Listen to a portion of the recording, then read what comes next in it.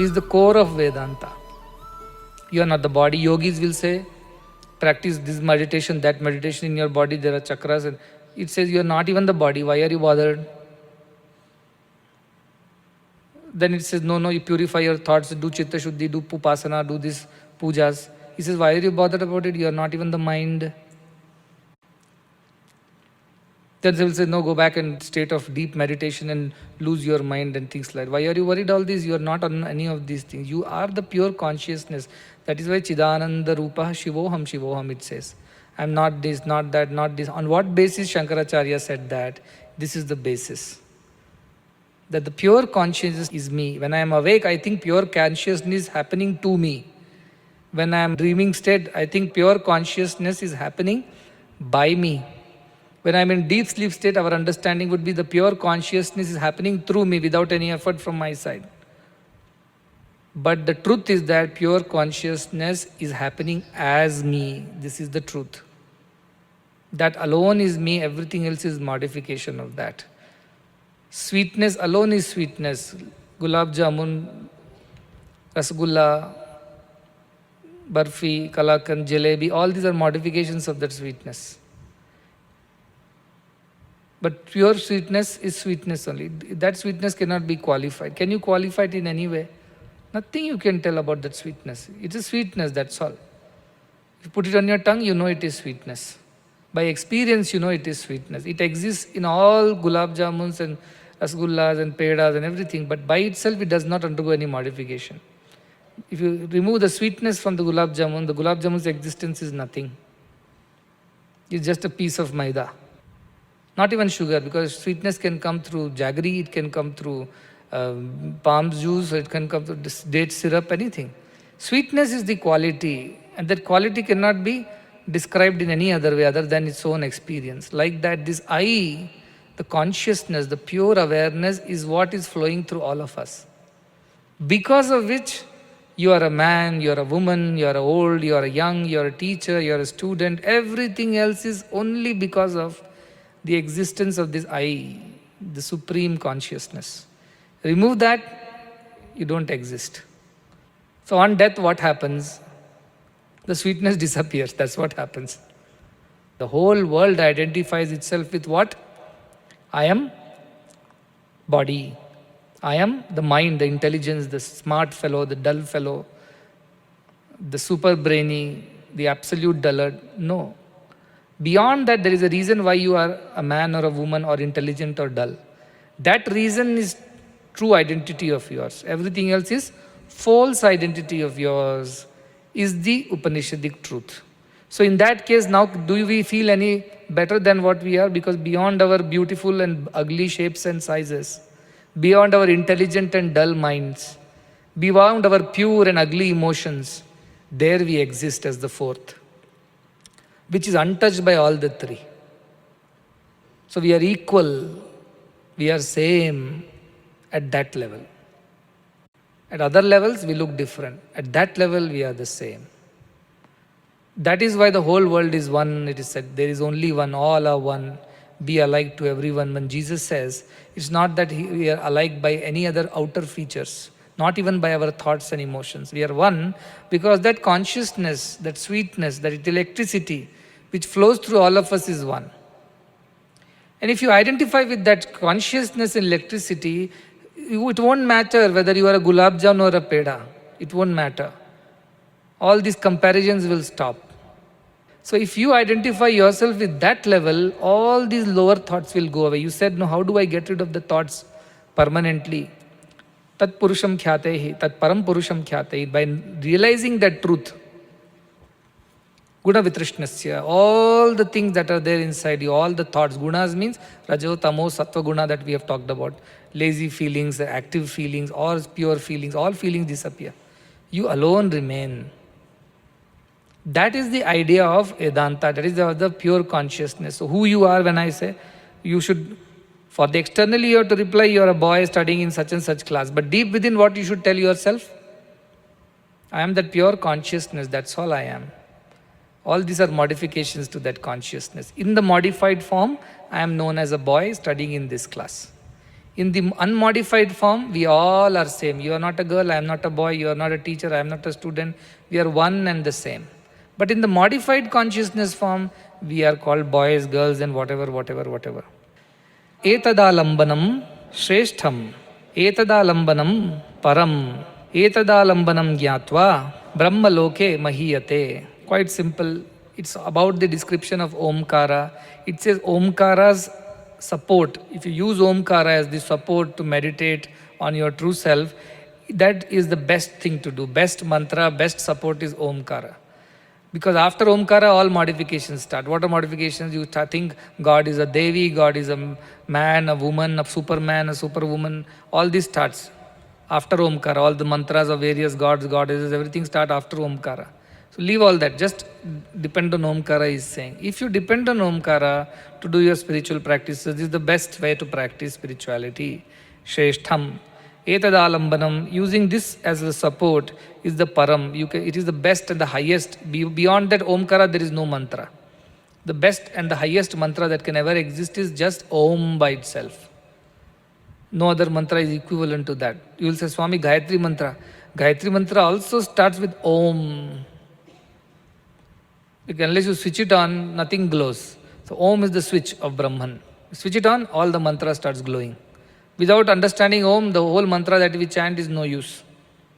First understand that Om. And Etadalambanam Param, that is why it takes us to Param. That Param Brahma we can experience through that too. Etadalambanam Gyatva, once you understand, that is why this much of description of Omkara. Because you have to understand Gyatva. You have to understand the significance of Omkara and experience the significance of Omkara. Gyatva is not about theoretical understanding. It's the practical experience of Omkara, that's when you know Omkara. Gyatva is the word used. Like, I know the sweet. How do you know the sweet? I have tasted the sweet, so I know it is sweet. There's no other way. I can fool you by putting sugar in salt bottle and salt in sugar bottle. And you can't say this is salt and that is sugar. Many people do mischief like that. But then, only when you put it on your tongue, you know this is salt and that is sugar. So Gyatva means not seeing it. Gyatva is not hearing it. Gyatva is not chanting it. Gyatva is experiencing it. So when you practice Omkara like that and you truly experience that how you are the supreme pure consciousness like the silence without any attributes, and from you emerges the waking world, the dreaming world and the deep sleep world, and into you everything goes back. You are the very basis of everything, the consciousness. When you think like that, that is Gyatva. So using Omkara, when you meditate and think like that, what is going to happen to you? Brahmaloke mahiyate. Brahmaloka means the Saguna Brahma. Mahiyate means even higher loka you can attain only through Omkara. You choose how far you want to go.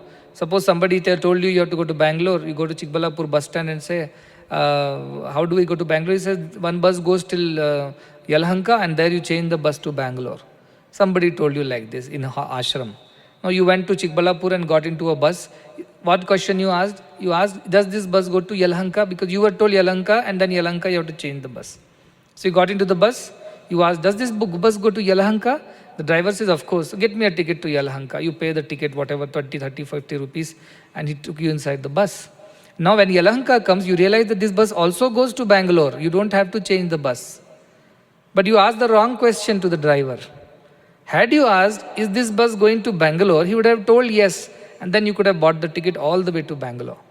But somebody misguided you that first go and ask if you can go to Yelahanka. From Yelahanka you can go to Bangalore. Because that poor fellow would have gone that way years ago when there was no direct bus to Bangalore. So he fooled you into thinking that the only way to reach Bangalore is first go to Yelahanka, get off the bus, take another bus which will go to Bangalore. Somebody told you. You simply blindly followed. But you didn't use your discrimination to think and ask the driver, does this bus go to Yelahanka? Of course goes, yes. Does it go further? Yes, it goes. Till where? Till Bangalore. Oh good, then give me Bangalore ticket. Your problem is solved, but you didn't use your Viveka, not the Vairagya from the previous wrong learning, not the Viveka for the good learning, both you did not use. That's where you ended up in a mess. Why? Because you got down from this bus and the next buses are coming, but nobody is stopping at Yelahanka. You're waiting, which bus will stop, which bus will stop, which bus will stop. Once in a day, one bus stops in Yalanka. That's it. You could have been in Bangalore by now. So like that, use your discrimination. Omkara can give you the physical, worldly benefits also. They say when you meditate on the part of this, you become strong in your Jagruta Avastha. When you are awake, you are very efficient. Mantra takes care of that. The U part of the Omkara takes care of that. Even in dream, in your mental sheath, intelligence increases. Mantra takes care of that. The peace and harmony in your life, the balance increases. But silence takes care of that. You attain the supreme most, and therefore you have nothing to worry. There's no more desires. There's nothing called cravings, and all these, as you said, weak thoughts come and trouble you. All these problems will go away. If you understand the fourth, the silent part of the Omkara. So Omkara is the way. It will take you to Tevanhalli, it will take you to Yelahanka, it will take you to Hebbal, and it will also take you to Bangalore. You choose. If you get off at Yelahanka, that is up to you. And from Yelahanka, you want to go further and get off at some other Hebbal, so up to you. So Omkara is one mantra which can take you all the way to Bangalore, that is Supreme Self, or it can drop you on the way based on your choice, based on your chanting, based on your effort. So use Omkara as one single mantra that can take you all the way to Brahman. Don't abuse it by chanting it for a lower thing. Chant so that you attain the highest. By how? Listen to the silence, that is the fourth. And when you listen to the silence, that is the fourth, slowly this realization will dawn upon you that all the other three are also dependent on the fourth silence only. Because without silence, there is no sound. Sound is modification of silence. So silence alone is truth, sounds are untruth. What is the idea of truth and untruth in our scriptures? That which can be on its own without anybody's help. That is truth. Sat, it is called. What is asat, untruth? That which needs somebody else to exist. It cannot exist on its own. Simple definition. Bulb, the light in the bulb is dependent not on the bulb but on the electricity largely. There will be many bulbs, but electricity is not the right one. The sounds in the universe are dependent on the silence. Silence doesn't need anything to support it. Does it need anything to support? Silence is silence by itself. Sounds need the support of silence, because before sound there has to be silence, during sound there has to be silence, and after sound there has to be silence. Then only you hear the sound. Think deeply about it. Gold does not need any support. Gold is its own support. Bangle needs the support of gold. Chain needs the support of gold. Rings need the support of gold. Gold does not need support of ring, chain and bangles. Even if I remove the bangle, ring and chain, gold will exist. It has not lost anything. Name and form, the Rupa and Nama are lost. That is Jagat. That is why Jagat is Mithya. Shankaracharya says, Brahma Satya, Jagan Mithya. It's Mithya only because it cannot exist on its own. It needs the support of something to exist. That's why it is Mithya. It's a simple definition of truth and untruth. Gold is the truth. Why? Because it doesn't need anything else to become gold. It is gold by its own. But bangles need gold to become bangles. Chains need gold to become chains. Like that, this body, this mind needs the support of the self, the consciousness, to remain body and mind. If conscious is not there, body and mind cannot exist on their own. Therefore, body and mind are untruth.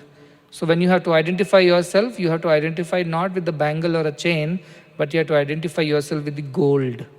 Likewise, you have to identify yourself not with the body and the mind, you have to identify yourself with the pure consciousness that flows into this body and mind, because of which everything is alive.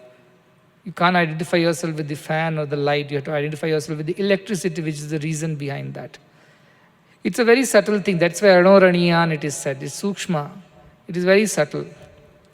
But knowing that only you get to know everything. Without knowing that, you don't get to know anything. Just to one more example, I'll give you an example. What is a hydrogen gas? It's collection of hydrogen atoms. What is a hydrogen atom? It is a one proton, one electron. So because of that one proton, one electron, it's called hydrogen atom. Suppose there are two protons,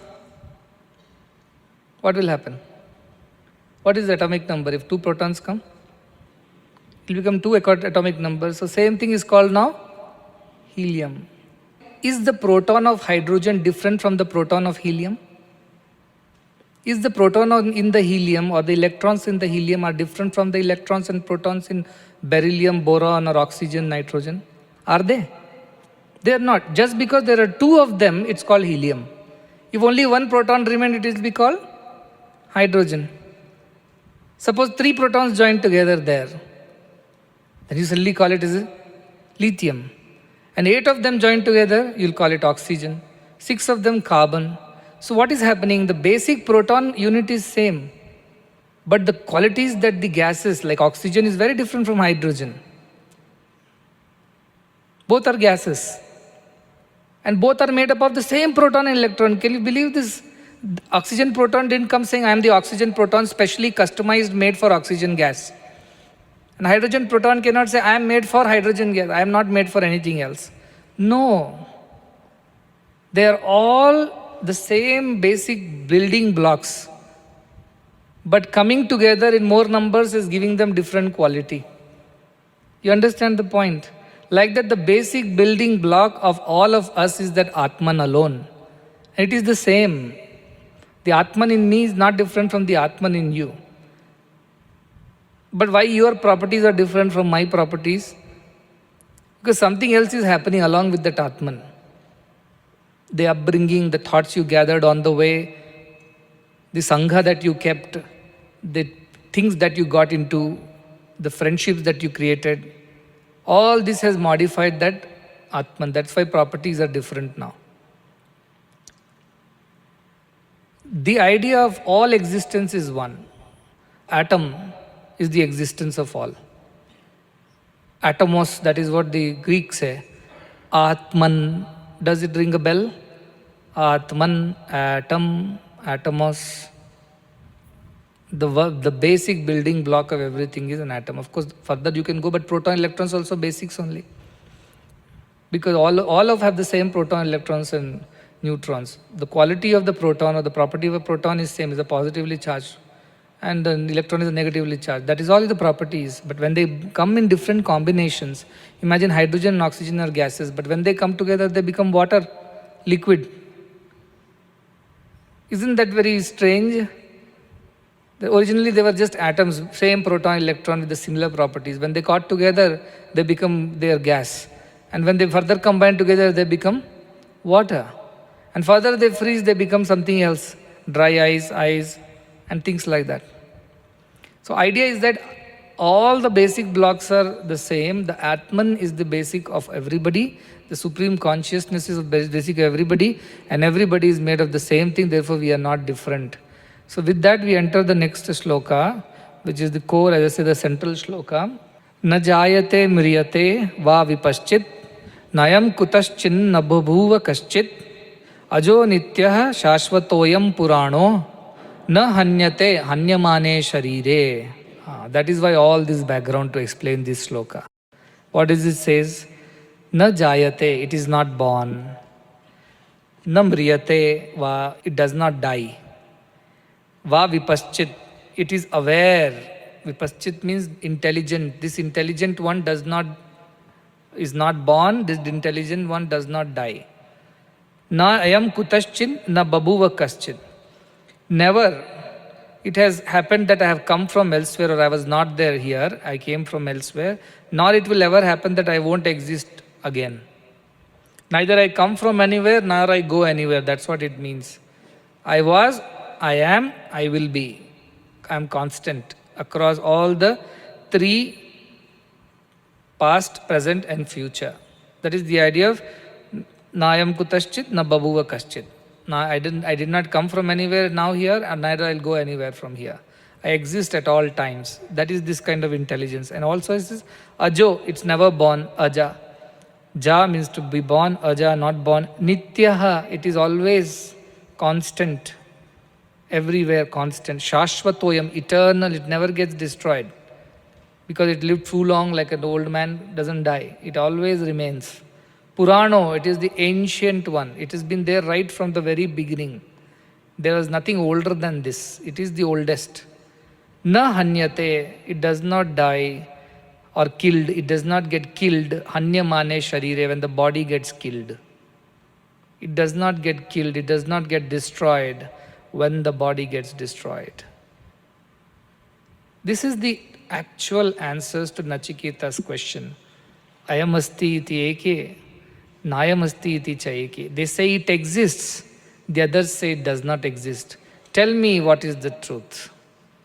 Does that exist or does that not exist? So here he begins in saying that one which you are asking about is never born, it never dies. There was never a time when it was not there, there will never be a time when it won't be there. This one has always been there, constant, eternally. It is the most oldest, the ancient one. Before everything else came into existence, it came into existence.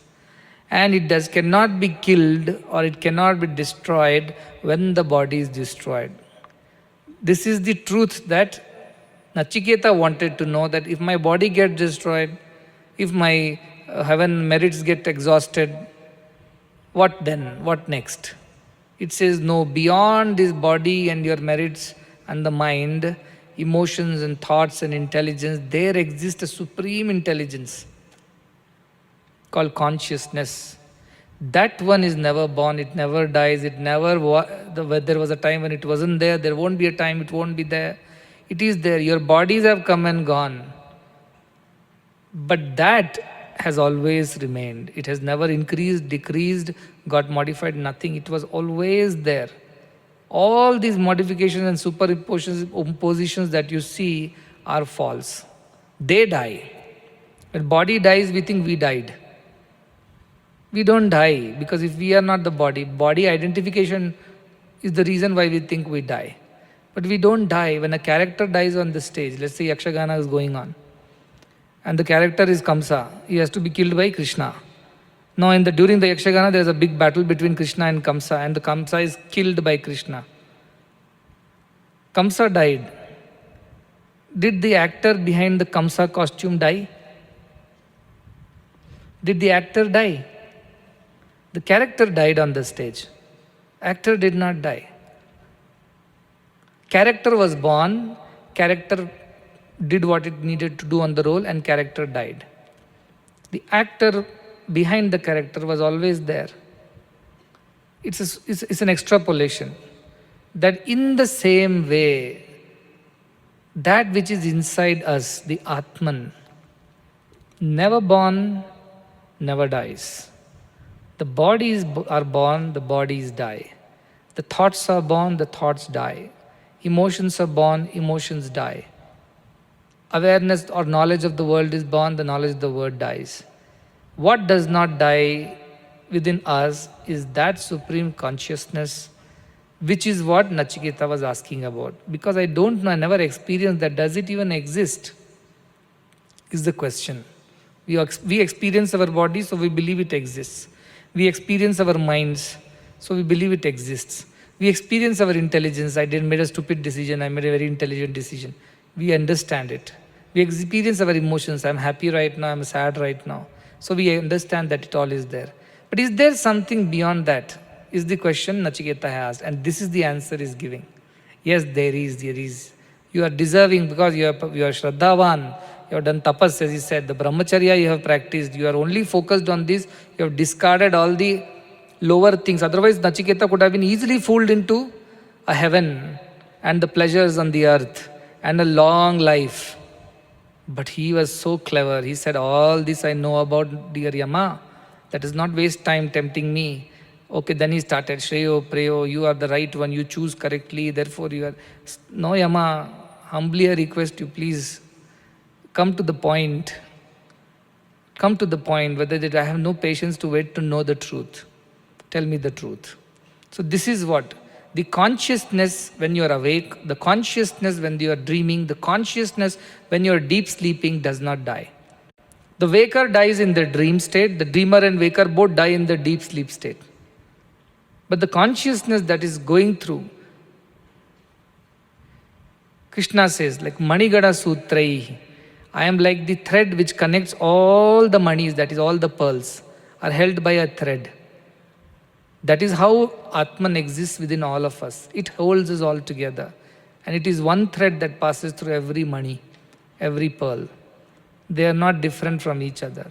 But outside modifications are there. And to that Krishna says too.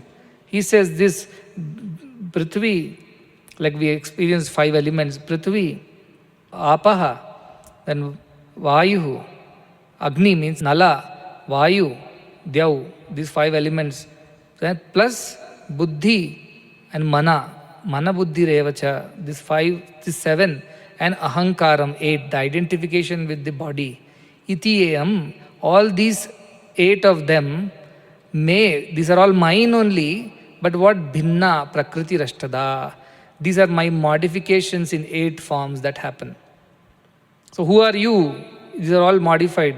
I am in all of them, but I am not just them.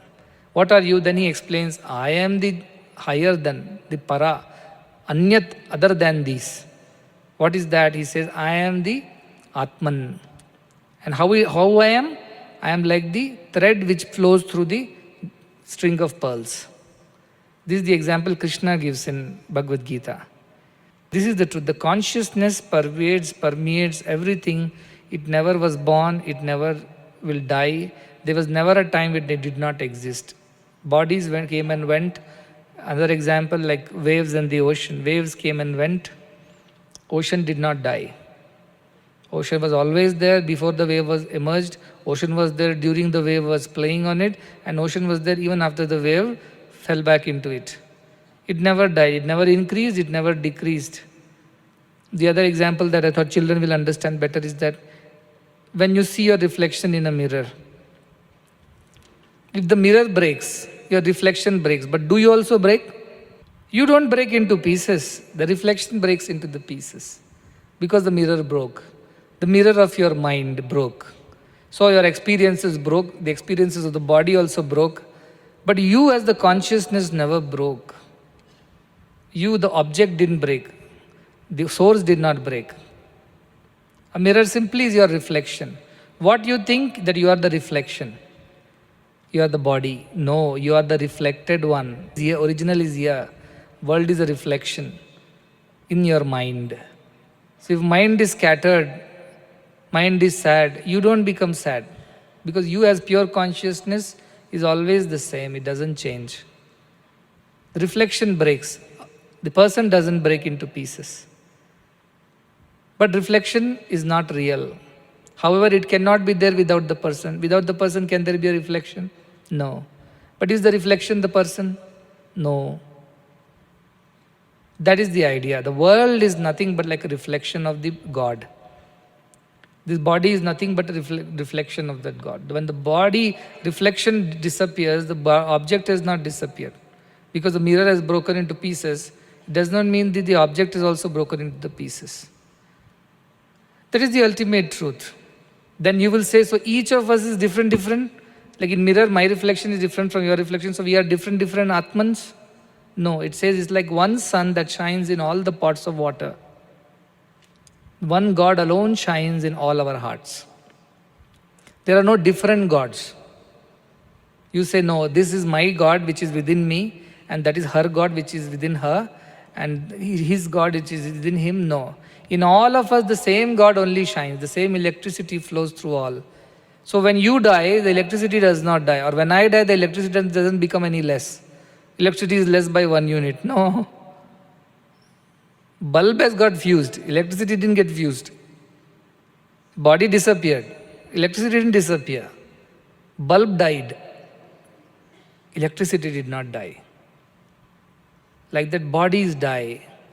Minds die. Emotions come and go. All experiences come and go. What does not die is the original source of everything. A sun which is shining in the sky is reflected in all pots. When the reflection moves, because the pot moves or the water moves, it has sun broken into pieces. Sun has never broken into pieces. In various spots, sun has not become wavy or has not become distorted. The reflection has become distorted. That's all it is. That's all the truth is.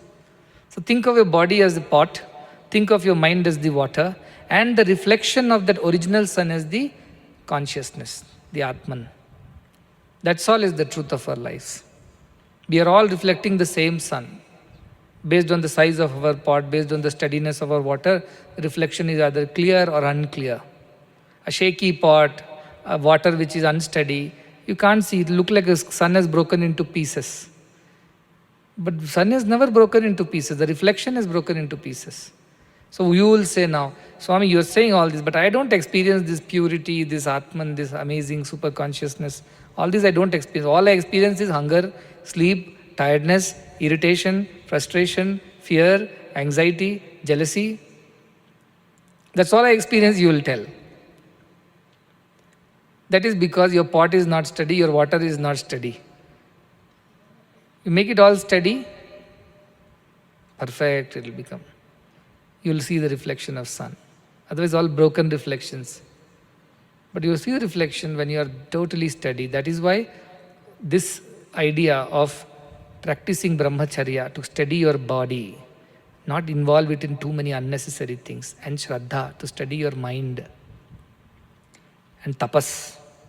Practicing all tapas, brahmacharya and shraddha makes sure that your body and mind are both steady and pure. When they come to that perfect steady state, Atman reveals itself. And once you identify yourself with the Atman, never again you are going to go back and think you are the body. Like the mercury which has become gold, it will never think it is mercury again. The sheep and the lion story. I am a lion cub. I have realized I am a lion cub, then how can I go back to eating grass?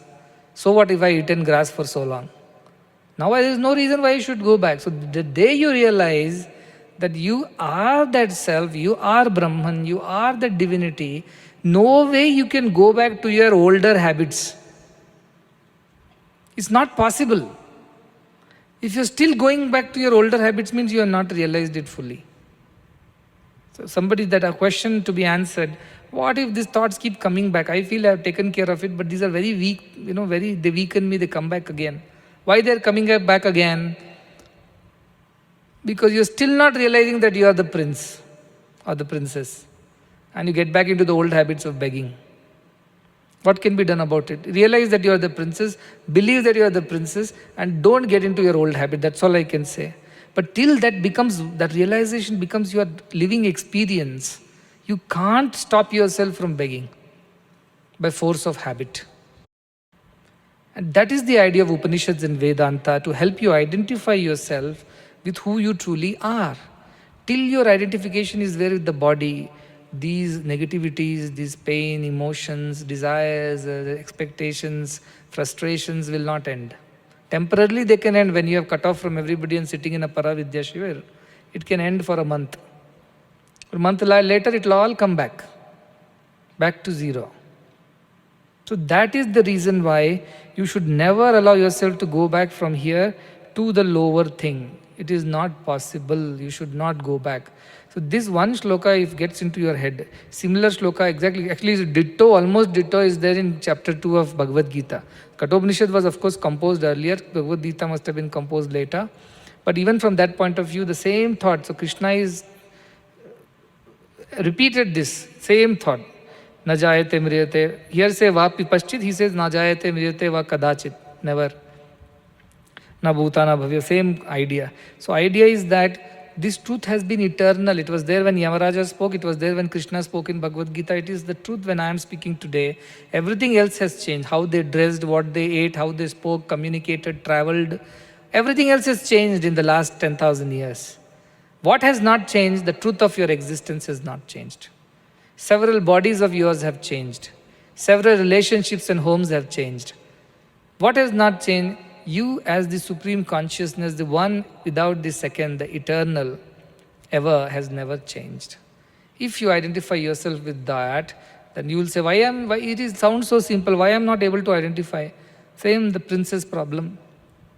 Begged for too long. Now even if he can command and demand things, he is not feeling like having it that way. He wants to go and steal. He'll steal from his own cupboard.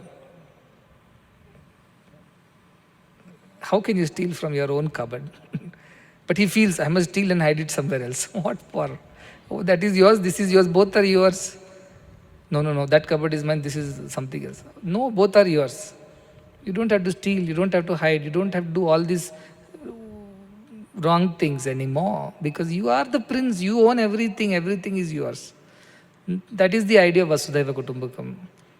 Ayam nijaha paro vetti gadna lagu chetasam udara charitanam tu Vasudhaiva Kutumbakam. For the one who has this kind of a broad-mindedness, which comes out of this experience of the truth, the whole world is one, everybody is one. I don't have to steal from anybody, I don't have to trouble anybody, I don't have to get troubled by anybody. All negativities, all problems just disappear. Kama, Krodha, Lobha, Moha, it's all disappear like the dewdrops disappear when the sun shines. Fog disappears when the sun shines. Darkness disappears when the sun shines. Likewise, all this negativity naturally disappear. It is a simultaneous effect. It's not an effect one after the other. As the sun rises, the darkness disappears. You can't say, first sun has to rise, then darkness will disappear. The rising of the sun is disappearance of the darkness. Both are simultaneously. So, Shnute sarva kaman saha, that is what is said. All the desires are fulfilled at once. Why? Because the sun has started shining. Naturally, everything reveals itself, the darkness disappears.